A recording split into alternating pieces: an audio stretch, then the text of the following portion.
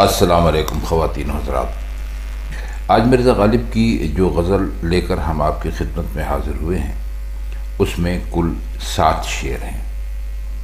اس کا پہلا شعر ہے کہ میری جان کو قرار نہیں ہے، طاقت بیداد انتظار نہیں ہے۔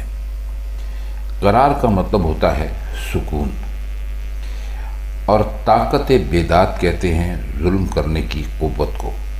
اب ظلم کرنے کی طاقت یا قوت کیسی ہوتی ہے، جب ہم اس شعر کے معنی کریں گے تو آپ اس کو بخوبی سمجھ جائیں گے۔ فرماتے یہ ہیں، اے محبوب آ اور جلدی آ، کیونکہ میری جان کو صبر اور قرار نہیں ہے، وہ بہت زیادہ بیتاب ہے، بہت زیادہ پریشان ہے۔ تیرا انتظار ایک بہت بڑی مصیبت ہے، اور اس مصیبت کی سختیاں اور پریشانیاں برداشت کرنے کی مجھ میں طاقت نہیں ہے۔ طاقت بیداد انتظار کا مطلب یہاں پر یہ ہوا کہ انتظار کرنے میں جو ظلم ہے مجھ پر ہو رہا ہے، اس ظلم کو برداشت کرنے کی مجھ میں سکت نہیں ہے، مجھ میں طاقت نہیں ہے۔ اب دیکھیے یہاں پر انہوں نے اس کو طاقت بیداد کہا ہے۔ بیداد ظلم کرنے کو کہتے ہیں، اور طاقت آپ کے اندر کسی بھی چیز کو کسی بھی حد تک برداشت کرنے کی جو ایک صلاحیت ہوتی ہے یا ایک کیفیت ہوتی ہے، اس کو کہا جاتا ہے۔ تو فرماتے یہ ہے کہ میں ہر قسم کا ظلم برداشت کر سکتا ہوں، لیکن یہ جو ظلم مجھ پر تیرا انتظار کرنے میں اور جدائی کے یہ لمحات گزارنے میں ہے، یہ ظلم بہت بڑا ہے اور میری طاقت سے کہیں زیادہ ہے، تو میں اس ظلم کو برداشت نہیں کر سکتا۔ اس لیے میں چاہتا ہوں کہ تو جلد از جلد میرے پاس آ جائے اور میں اس ظلم سے نجات پاؤں، کیونکہ اب یہ میرے لیے ناقابل برداشت ہو چکا ہے۔ اگلا شعر ہے، دیتے ہیں جنت حیات دہر کے بدلے، نشہ باندازہ خمار نہیں ہے۔ جنت آپ سب لوگ جانتے ہیں، اسے بہشت بھی کہتے ہیں، حیات کہتے ہیں زندگی کو، اور دہر کہتے ہیں دنیا کو، اور خمار کہتے ہیں اس کیفیت کو کہ جب آدمی کے اندر نشہ ہو۔ نشہ تو اس میں لفظ استعمال ہوا ہے، آپ اچھی طرح جانتے ہیں۔ باندازہ کا مطلب یہاں پر ہے، اگر آپ انگریزی میں کہہ لیجئے تو اس کو آپ کمپیریزن کہہ سکتے ہیں ایک طرح سے۔ بہرحال شعر کا مطلب کرنے کی کوشش کرتے ہیں۔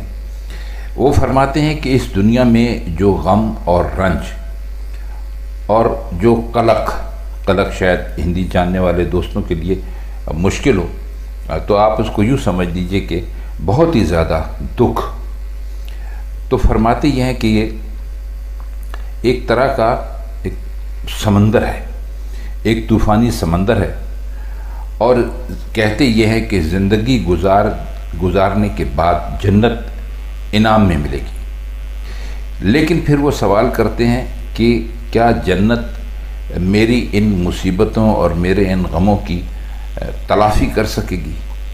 یعنی جتنی دکھ اور جتنی پریشانیاں میں نے دنیا میں اٹھائی ہیں، کیا جنت ان کا بدلہ ہو سکتی ہے؟ تو جنت کا نقشہ تو ایسا نہیں ہے کہ جو اس دنیا کی زندگی کے خمار یعنی نشہ اترنے کی تکلیفوں اور اذیتوں کے زخموں کا مرہم بن سکے۔ اب صرف نشہ کرنے والا آدمی یا جو نشے کا صحیح عادی ہوتا ہے، وہی اندازہ کر سکتا ہے کہ جب نشہ ٹوٹتا ہے تو انسان کے اوپر جسمانی اور ذہنی اعتبار سے کیا مصیبت گزرتی ہے۔ جتنا زیادہ خمار ہو، اگر اسی کے مطابق شراب نہ ملے تو تکلیفیں دور نہیں ہو سکیں گی، اور یہی حقیقت اس شعر میں پیش کی گئی ہے۔ دراصل کہنا یہ چاہتے ہیں کہ صرف جنت دنیا کی زندگی کی جو مصیبتیں تھیں ان کا پورا بدلہ نہیں ہو سکتی۔ اس کے علاوہ جو محبوب حقیقی ہے، یعنی جو اللہ کی ذات ہے، اس کی جلوہ فرمائی بھی ہونی چاہیے، یعنی وہ بھی ہمیں دکھائی دینے چاہیے، یعنی ہماری خدا سے ملاقات بھی ہونی چاہیے۔ تو ہمیں یہاں پر جن تکلیفوں اور جن پریشانیوں کے اسباب سے واسطہ رہا ہے ان کی تلافی جنت نہیں کر سکتی. ہم یہاں جتنی بربادی سے دو چار ہوئے ہیں اس کا بدلہ جنت میں ہمیں ملتا ہوا نظر نہیں آ رہا ہے. یعنی جنت کی آبادی اس دنیا کی ویرانی کا بدل نہیں بن سکتی. شعر نمبر 3 ہے: گریہ نکالے ہے تیری بزم سے مجھ کو، ہائے کہ رونے پہ اختیار نہیں ہے. گریہ کا مطلب ہوتا ہے رونا، اور بزم کہتے ہیں محفل کو، اور اختیار آپ اچھی طرح جانتے ہیں، آدمی کو کچھ کرنے کے لیے اپنی مرضی کرنا اس کو اختیار کہتے ہیں، یا کسی بھی چیز کے اوپر وہ مرضی چلا سکے یا اپنی مرضی کے مطابق کوئی کام کر سکے، اس کو اختیار کہا جاتا ہے. تو فرماتے یہ ہے کہ اے میرے محبوب، میں تیری محفل میں پہنچتا ہوں تو تیری لاپرواہی اور تیری ہماری طرف سے جو ایک طرح سے تو نے منہ پھیر رکھا ہے اس پر میرے آنسو نکلنے لگتے ہیں، اور پھر نتیجہ یہ ہوتا ہے کہ مجھے زبردستی اس محفل سے نکال دیا جاتا ہے. اب میرے ضبط اور صبر پر مجھے اختیار ہوتا تو میں نہ روتا، افسوس کہ اختیار ہی نہیں ہے. اب رونے پر محفل سے نکالے جانے کی کوئی وجہ تو مرزا غالب نے بیان نہیں کی، اسے پڑھنے والوں پر یا شعر سننے والوں پر چھوڑ دیا ہے، کیونکہ ہر فرد کے رونے کے مختلف وجہیں ہو سکتی ہیں. مثلا ایک یہ ہوتا ہے کہ کوئی عیش و نشاط کی محفل گرم ہے، لوگ گا رہے ہیں، بجا رہے ہیں، پی رہے ہیں، پلا رہے ہیں، اور وہاں پر جا کر کوئی آدمی بلا وجہ زور زور سے رونا شروع کر دے تو بڑی بے موقع سی بات ہے. اور دوسرا ایک یہ بھی ہو سکتا ہے کہ رونے سے محبوب کی بے عزتی ہوتی ہے، رسوائی ہوتی ہے، بدنامی ہوتی ہے.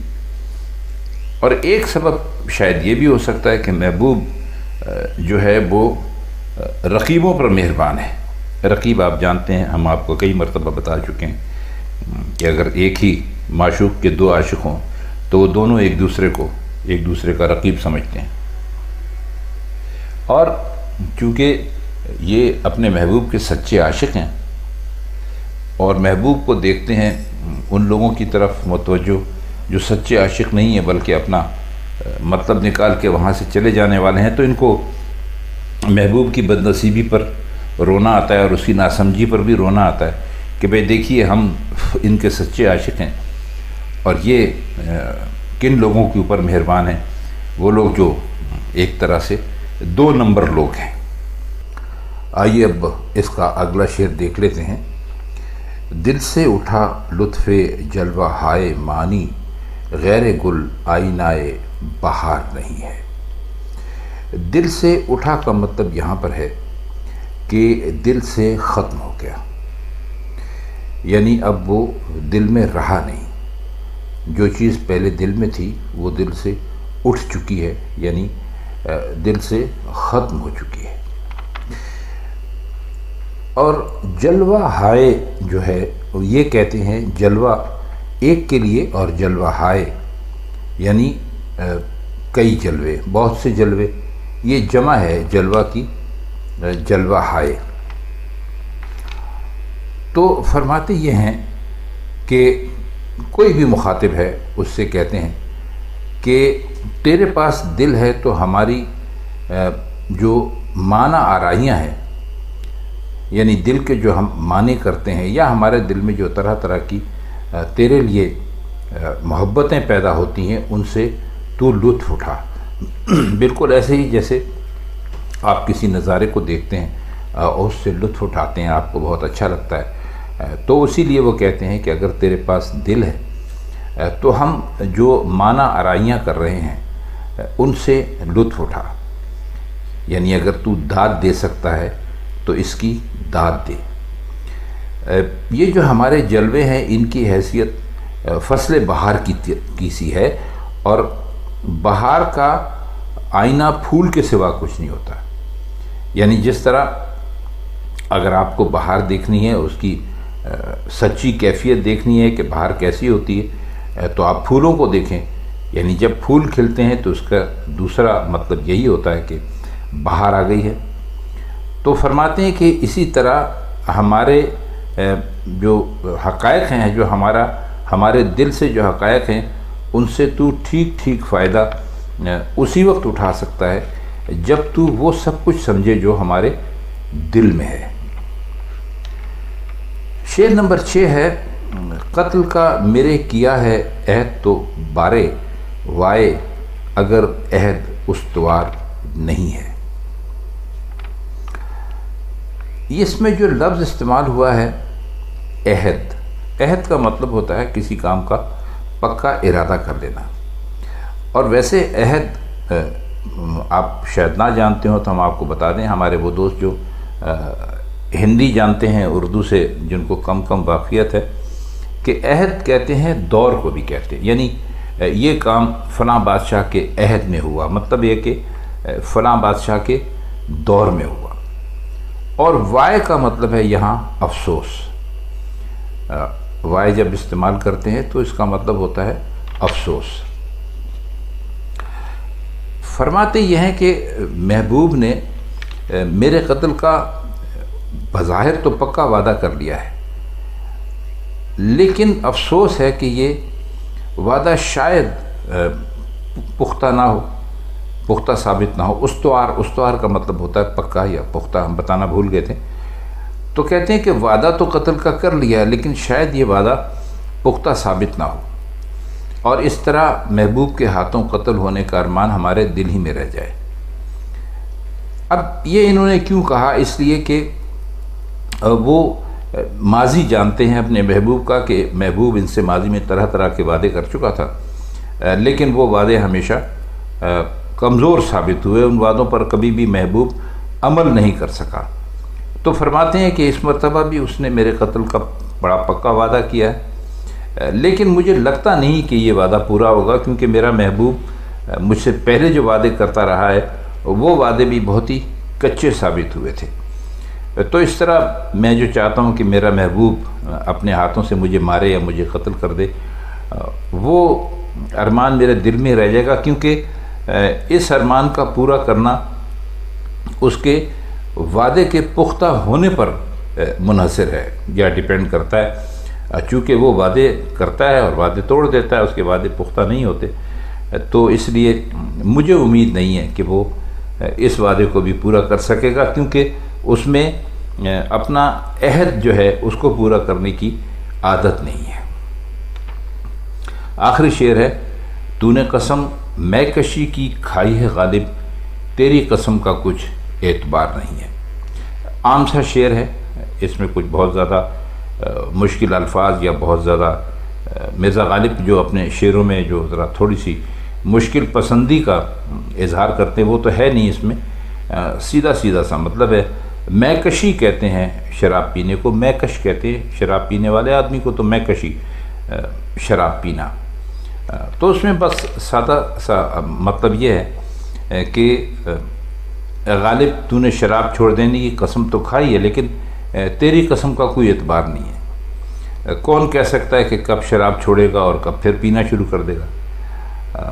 ایک مطلب یہ بھی ہو سکتا ہے کہ تو نے میکشی کا حلف اٹھایا ہے، اب پینے یا چھوڑ دینے کا کوئی یعنی خاص ذکر ہے نہیں، بس یہ کہا کہ جی میکشی جو ہے وہ ہم اس کی قسم کھاتے ہیں۔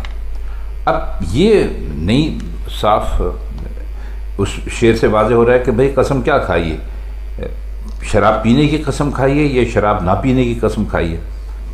تو پھر آگے چل کے کہتے ہیں کہ بھئی ہمیں تیرے کسی بات کا اس لیے اعتبار نہیں ہے کہ تو نے جو قسم کھائی ہے وہی ہمارے سامنے یعنی بہت صاف نہیں ہے، تو نے بس یہ کہہ دیا کہ بھئی ہم نے میکشی کی قسم کھا لی ہے۔